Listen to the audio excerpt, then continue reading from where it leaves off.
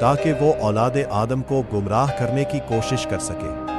یہ بھی بیان کیا جاتا ہے کہ ابلیس دراصل جنات میں سے تھا اور جنات کو آگ سے پیدا کیا گیا تھا۔ اسی وجہ سے بہت سے علماء کا خیال ہے کہ حضرت آدم علیہ السلام سے پہلے زمین پر جنات آباد تھے۔ بعض روایات کے مطابق جنات زمین پر فساد، لڑائی جھگڑوں اور خون ریزی میں مبتلا ہو گئے تھے۔ جب ان کی سرکشی حد سے بڑھ گئی تو اللہ تعالیٰ کے حکم سے فرشتوں کو بھیجا گیا، جنہوں نے ان کے خلاف جنگ کی۔ اس جنگ میں بہت سے جنات ہلاک ہو گئے، جبکہ باقی جنات سمندروں کے جزیروں، جنگلوں اور ویران علاقوں کی طرف چلے گئے۔ اسی وجہ سے کہا جاتا ہے کہ آج بھی جنات کی اکثریت ویران مقامات میں رہتی ہے۔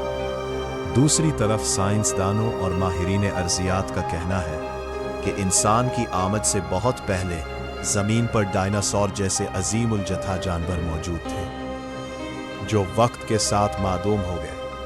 کچھ محققین کا یہ بھی خیال ہے کہ حضرت آدم علیہ السلام سے پہلے انسان نما مخلوقات بھی زمین پر رہ چکی ہے، جن کے ڈھانچے اور باقیات دریافت ہوئی ہیں۔ بعض نظریات کے مطابق ایک زمانے میں یہ سیارہ غیر ارضی مخلوقات کی سرگرمیوں کا مرکز بھی رہا۔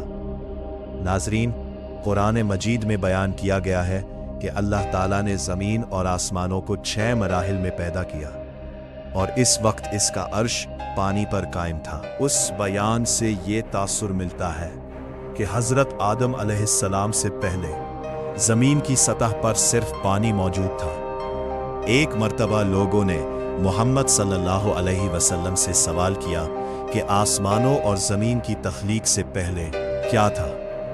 آپ صلی اللہ علیہ وسلم نے فرمایا کہ اس وقت صرف اللہ تعالیٰ موجود تھا، اس کے اوپر بھی کچھ نہ تھا اور نیچے بھی کچھ نہ تھا۔ پھر اللہ تعالیٰ نے پانی پر اپنا عرش قائم فرمایا۔ یہی وہ مرحلہ تھا جہاں سے کائنات کی تخلیق کا آغاز ہوا۔ احادیث میں یہ بھی بیان کیا گیا ہے کہ اللہ تعالیٰ نے سب سے پہلے قلم کو پیدا کیا اور اسے حکم دیا کہ لکھنا شروع کرو۔